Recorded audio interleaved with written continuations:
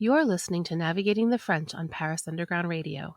For more great content and a bonus episode of Navigating the French, please join us on Patreon.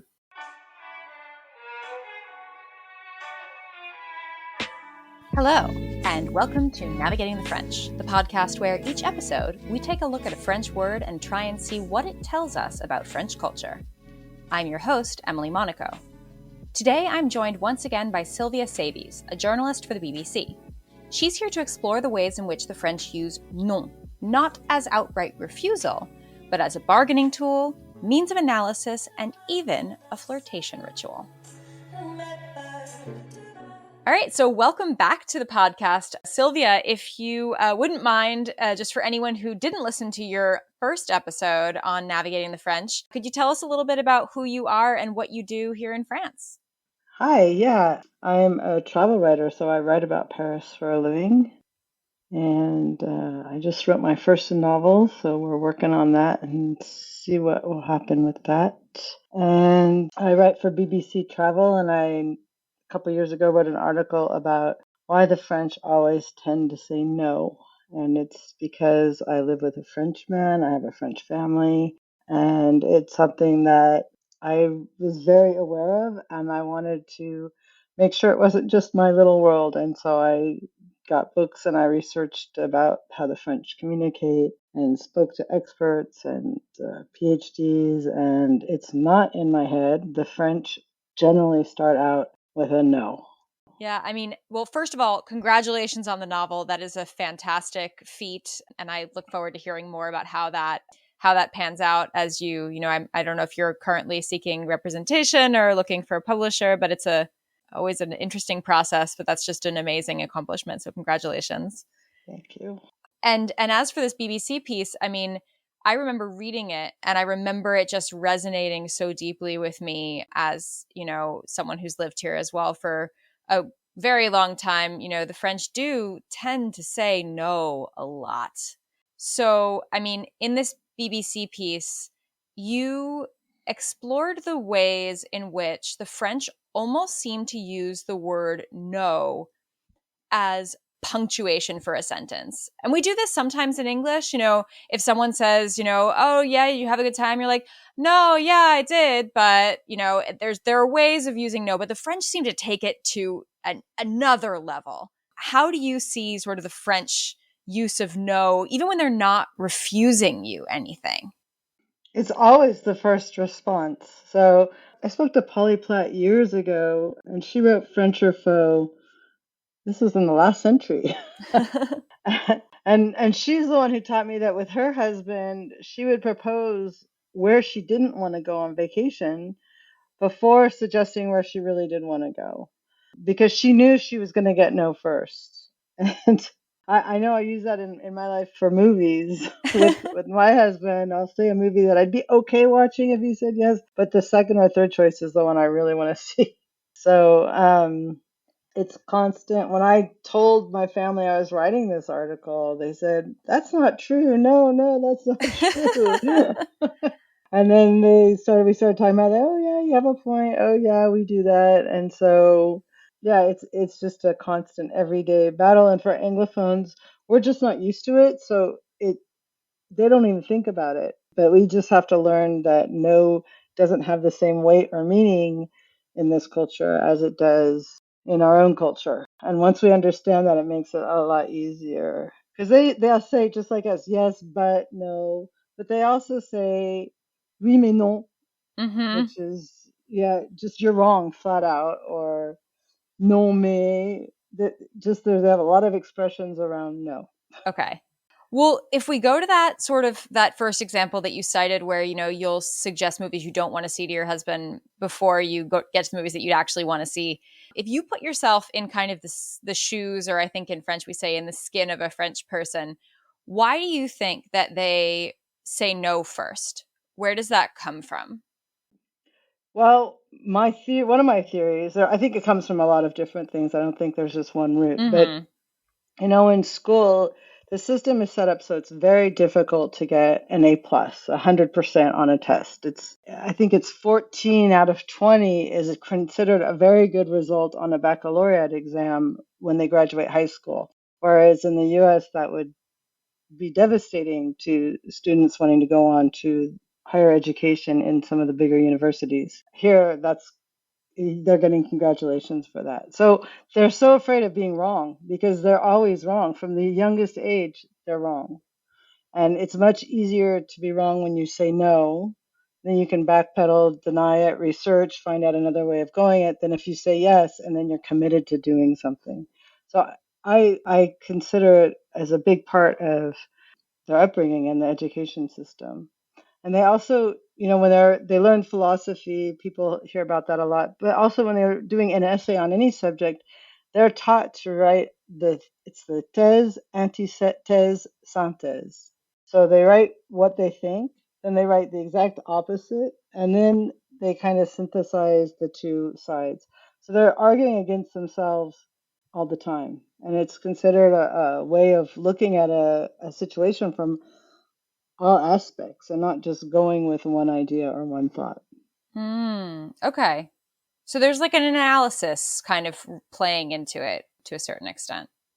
Yeah, much more. Whereas, an American doing an essay, you do your introduction, so you tell the person what you're going to teach them, you teach it, and then you do a summary of what you've just taught. And that is not at all the structure that they're going to be using here. Yeah. Okay.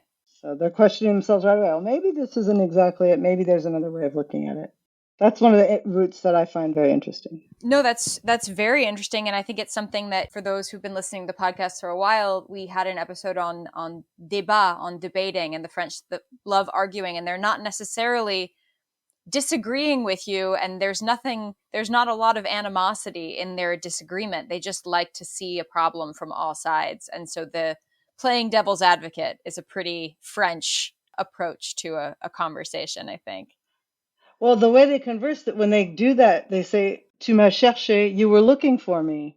When somebody says the opposite and they play devil's advocate, as we say in English, the French, "Tu me cherches." So you're really looking for the person, and it's a big form of flirtation. I know that in relationships, they talk about in Anglo-Saxon couples, you go to dinner parties, and the Anglo-Saxon couples, they always agree. They don't publicly disagree. If they disagree on things, it's something that's very private. Whereas French, it's very much out there because it is a form of flirtation. It actually shows that they're a close couple. So it's okay to not agree. It's actually a good thing. Yeah. If you're in a business meeting and everyone says, okay, we're going to do this. Yeah, that's great. Let's go do that. French people are going to leave feeling like the whole question wasn't really studied and that they didn't fully do their job.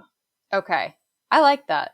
I think that there seems to me to be, and correct me if I'm over generalizing this, but I think there seems to be a suspicion in France of people who are too optimistic or too positive. And so part of this seems like it might just be like looking around the corners, making sure that you haven't missed some negative piece of the puzzle before you say a final yes.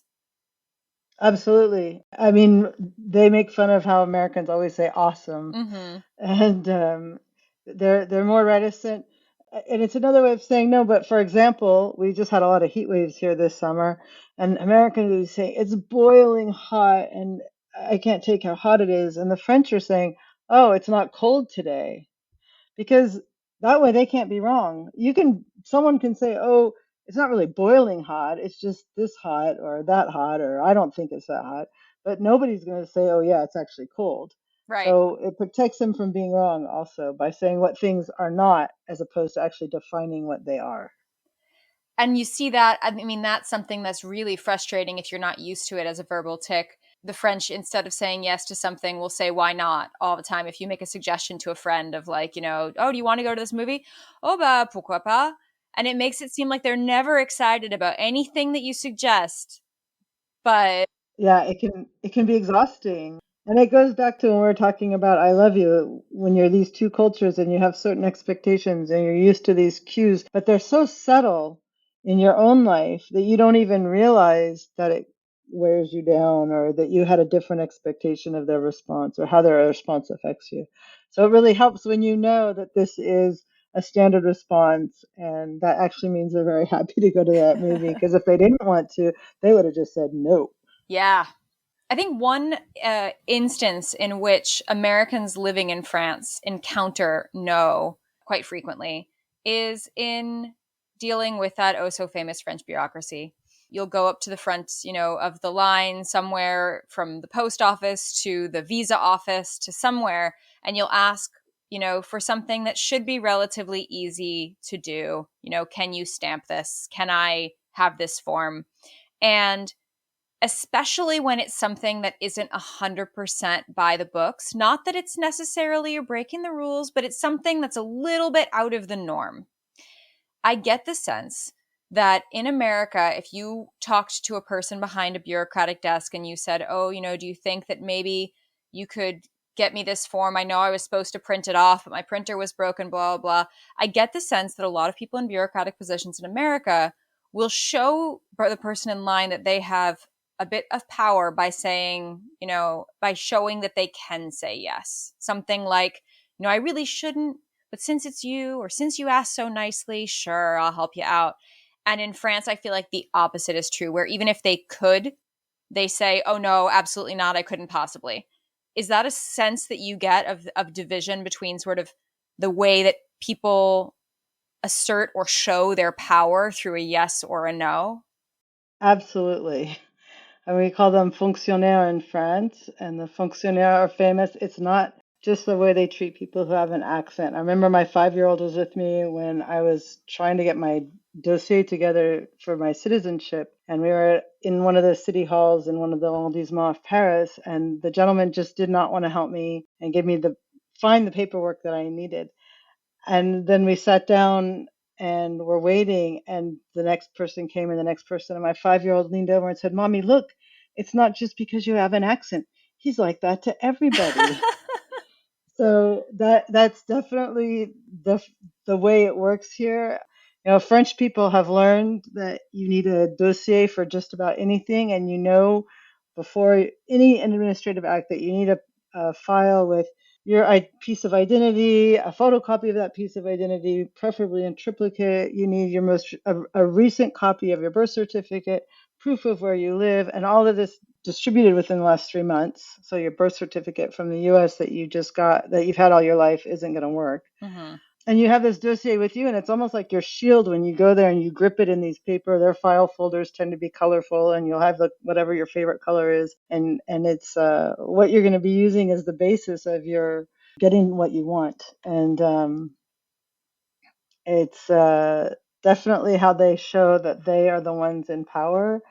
And it can be very extremely subjective. That's one of my biggest differences for me that I see with the US versus the French administration. Is the US, anything you wanted to do, you just got on the computer and did it, or at least you could download the list, print it out, and all the paperwork you need. When I wanted to become a French citizen, the woman took out a piece of blank paper and a ballpoint pen and just wrote out the document she was going to ask for from me. So it could be different from the person behind me and the person in front of me. And that makes it really gives them the power to say no and refuse your dossier for any reason they choose.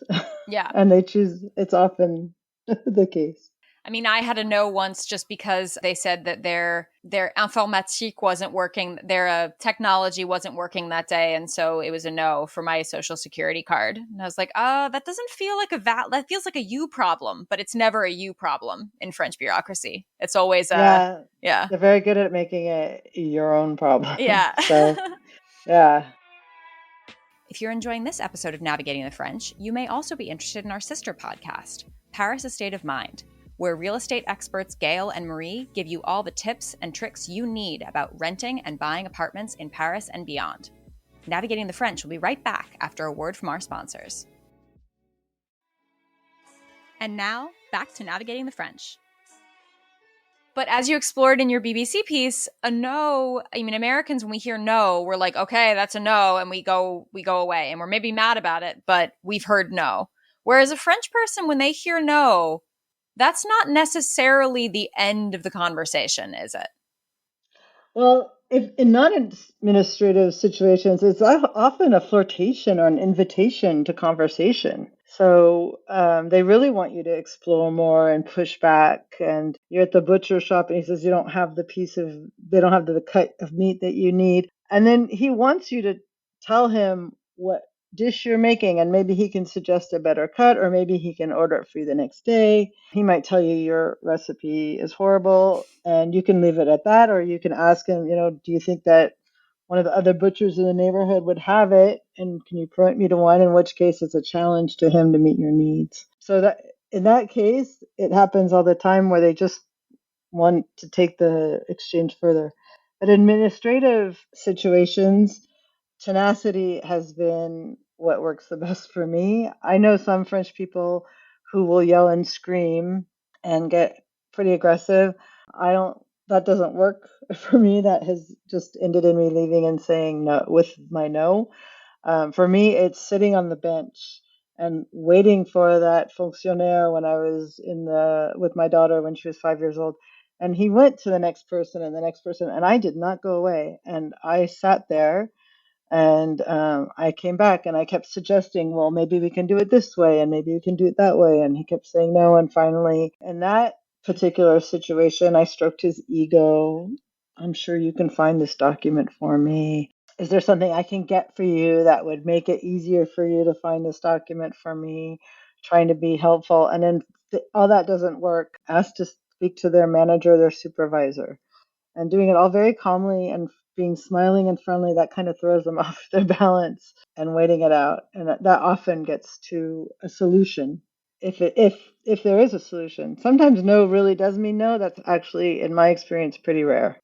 No, I think you're absolutely right. And it reminds me of one of the kind of verbal tics that I started using in bureaucratic situations, which was telling the person in front of me that what I was about to ask was impossible. So I'd be like, I know that you couldn't possibly do this for me, but I'm at a bit of a loss because you see, I was hoping to be able to do this, but since I know it's impossible, what can I do? And sometimes they'll want so badly to prove you wrong that they'll do the very thing that you've told them is impossible.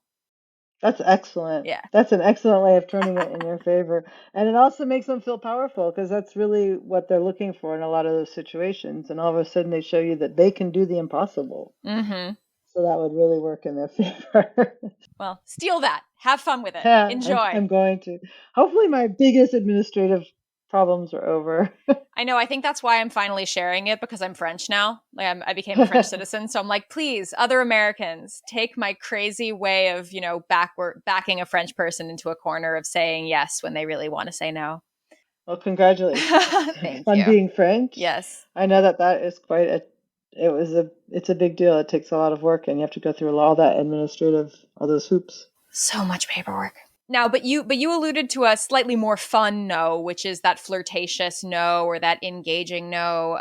You mentioned the butcher. My fishmonger always, when I would get to the front of the line, I'd say, I'd like salmon. And they'd be like, oh, no, you don't want salmon. I'd be like, okay. Yes. What do I want then? What would be your major tips if you're dealing with a no in a non-administrative situation? So it's a waiter or a butcher or even, just someone that you're having a conversation with and you feel like you're facing off with a lot of no's or a lot of negativity. What would be your suggestion or your advice to someone who's not a native French person in dealing with that or in engaging with that no?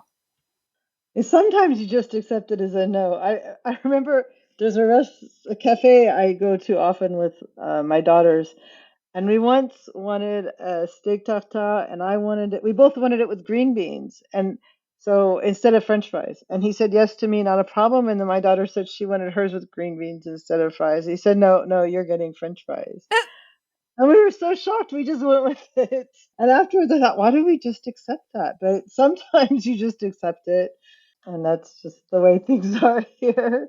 But you just insist. And if you have to, you leave the restaurant or you go somewhere else. And there's no point in getting angry about it or letting it ruin your meal or your day. And I think it helps knowing that it can happen. But it just does. And sometimes it's because they're having a bad day. And sometimes it is a flirtation. Sometimes because the restaurant really doesn't like doing something. I know in our neighborhood, there's a lunch place that serves cheese and bread.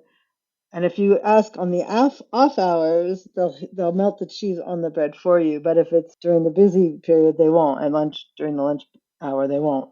So sometimes it's just a matter of timing. Or like you say, saying, I know this is possible, asking them, what would I have to do to make this happen?